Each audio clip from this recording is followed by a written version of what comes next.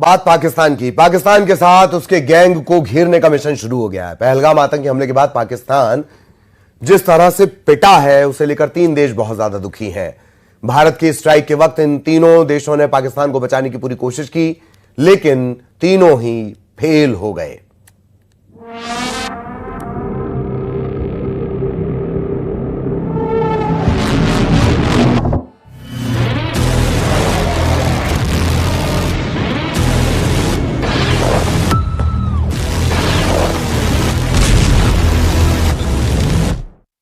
भारत की ओर नजर उठाने का एक ही अंजाम होगा, तबाही।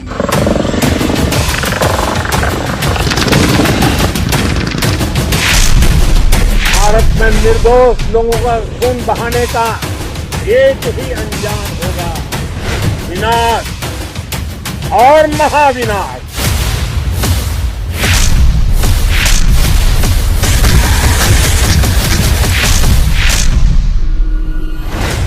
आतंक की सरपरस्त सरकार और आतंक के आकाओं को अलग अलग नहीं देखेंगे।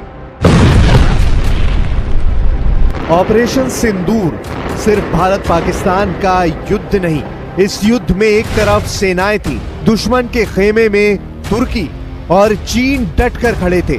चीन और तुर्की के हथियारों से पाकिस्तानी लड़ रहे थे। सबसे हाईटेक हथियारों का दम भरने वाले चीन और तुर्की को भारत के शूरवीरों ने महज 90 घंटे में चीर फाड़ डाला।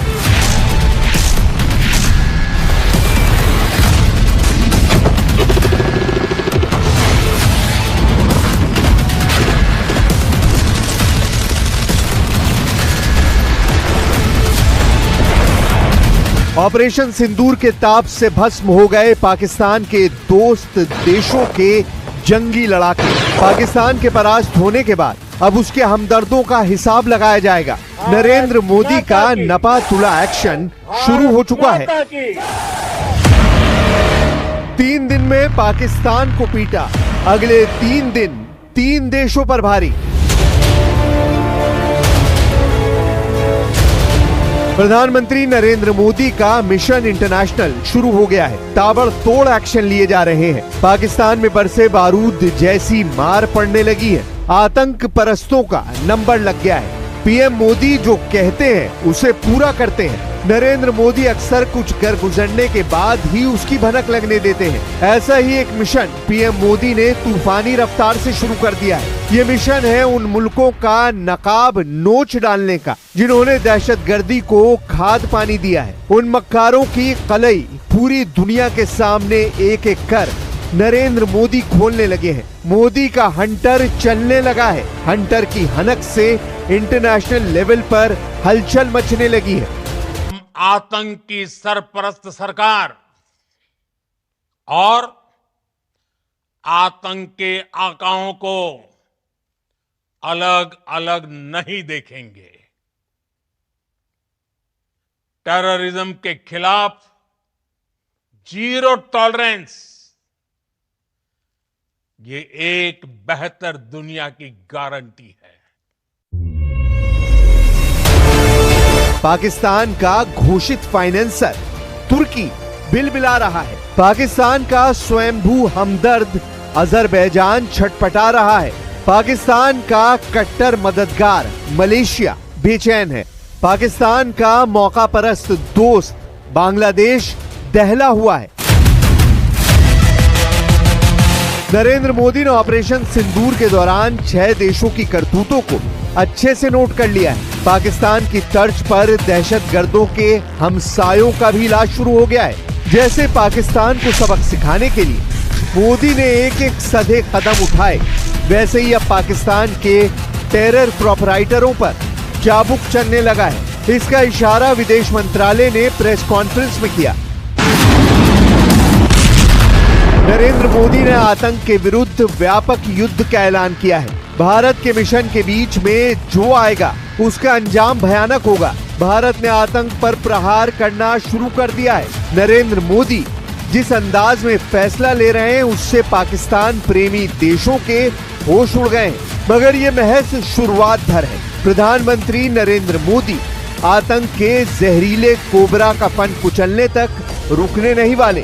भारत के एक्शन से सबसे ज्यादा जिस लीडर की धुकधुकी बढ़ी हुई है वो तुर्की के अघोषित तानाशाह अर्दवान है। स्वयंभू खलीफा के नाम से कुख्यात अर्दवान की हेकड़ी गुल होने लगी है। बावजूद इसके अर्दवान का पाकिस्तान प्रेम परवान चढ़ रहा है। अर्दवान ने एक बार फिर से पाकिस्तान को अपना सच्चा दोस्त बताया। तुर्की के खलीफा ने पाकिस्तान को अच्छे और बुरे वक्त में समर्थन देने का ऐलान तक कर दिया है। पाकिस्तान को भेजे एक मैसेज में अर्दवान ने लिखा, तुर्की अच्छे और बुरे दोनों समय में पाकिस्तान के साथ खड़ा रहेगा। तुर्की के राष्ट्रपति रेसिप तायिप अर्दवान ने पाकिस्तान को सच्चा दोस्त बताया। यही नहीं, उन्होंने भारत के साथ तनाव को लेकर पाकिस्तान की नीति की तारीफ की और साथ ही उम्मीद जताई कि सिंधु जल समझौते समेत दूसरे मुद्दों का भी हल जल्द ही निकल आएगा। हर भारतीय शांति से जी सके, विकसित भारत के सपने को पूरा कर सके, इसके लिए भारत का शक्तिशाली होना बहुत जरूरी है और आवश्यकता पड़ने पर इस शक्ति का इस्तेमाल भी जरूरी है। और पिछले कुछ दिनों में भारत ने यही किया है। तुर्की ने पाकिस्तान को हथियार दिए हैं। तुर्की पाकिस्तान को फंडिंग करता है। अर्दवान जनरल मुनीर और शहबाज की तरह ही कश्मीर का राग अलापते हैं, लेकिन अर्दवान की चाल की काट तलाश ली गई है। दहशतगर्दों के मददगार मुल्क का बैड टाइम शुरू हो गया है। तुर्की की कमर टूटने लगी है। Confederation of all India traders CAIT ने पाकिस्तान का खुला समर्थन करने वाले तुर्की और अजरबैजान को आर्थिक रूप से जवाब देने के लिए बहुत बड़ा कदम उठाया है। कैट ने देश भर के व्यापारियों और आम जनता से इन दोनों देशों की यात्राओं का बॉयकॉट करने की अपील की है। आंकड़ों के मुताबिक 2024 में 3 लाख भारतीय तुर्की पहुंचे थे, जिससे तुर्की को $291.6 मिलियन की आमदनी हुई थी। वहीं अजरबैजान को भारतीय पर्यटकों से करीब $308.6 मिलियन की आमदनी हुई थी।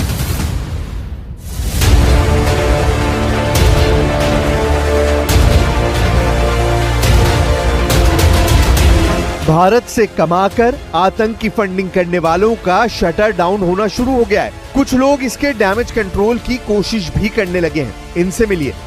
तुर्की के नामी अभिनेता हैं। नाम सेंजिंग कोस्कुन है।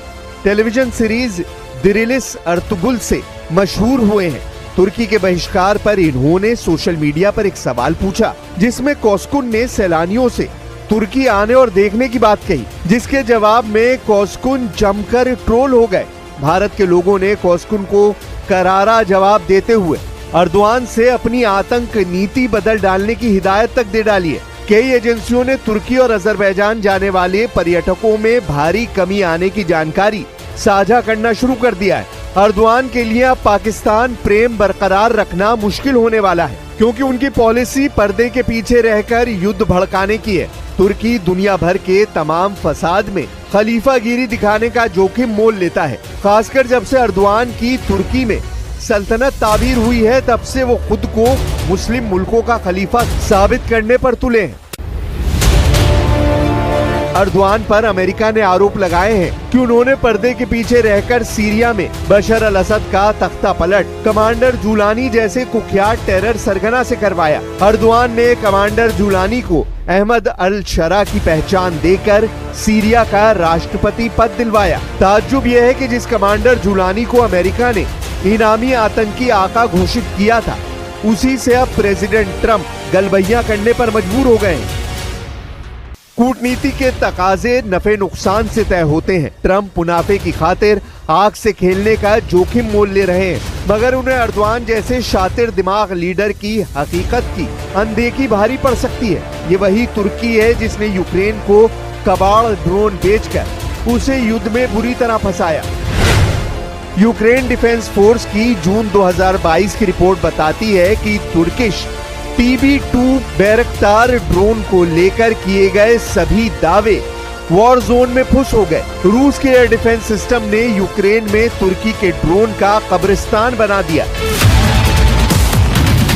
तुर्की ने पाकिस्तान को जो ड्रोन सप्लाई किए हैं वो यूक्रेन को बेचे ड्रोन से भी कम ताकतवर हैं। ऐसे में अर्दवान के उड़न दस्ते को भारतीय फौज ने उड़ता ताबूत बनाने में टाइम नहीं लिया। पाकिस्तान दुनिया का कोई भी हथियार आजमा ले, पाकिस्तान अपने दोस्तों की चाहे कितनी भी भीड़ जुटा ले, पाकिस्तान के कायर जनरल भारत से पिटते रहेंगे। पाकिस्तानी जनरलों को जहन्नुम पहुंचाने का काम बलूचिस्तान लिबरेशन आर्मी के लड़ाकों ने भी शुरू कर दिया है। BLA ने दावा किया है कि उसने पाकिस्तानी सैन्य और खुफिया साइट्स को निशाना बनाते हुए कब्जे वाले बलूचिस्तान में 51 से ज्यादा जगहों पर 71 हमले किए हैं। ऑपरेशन सिंदूर के बाद बलोच लिबरेशन आर्मी के हमले में पाकिस्तानी सेना को सैन्य काफिले, खुफिया केंद्र और खनिज परिवहन गाड़ियों को निशाना बनाना शुरू कर दिया है। पाकिस्तान प्रेम में फड़फड़ा रहे बांग्लादेश, मलेशिया और इंडोनेशिया जैसे दोस्तों की तो कोई बिसात ही नहीं है। बचा चीन, तो उसे अपने हैसियत का अंदाजा ऑपरेशन सिंदूर में जले हथियारों से लग चुका है। चाइनीज हथियारों की आतिशबाजी से पाकिस्तान खुद ही जल भुन गया है।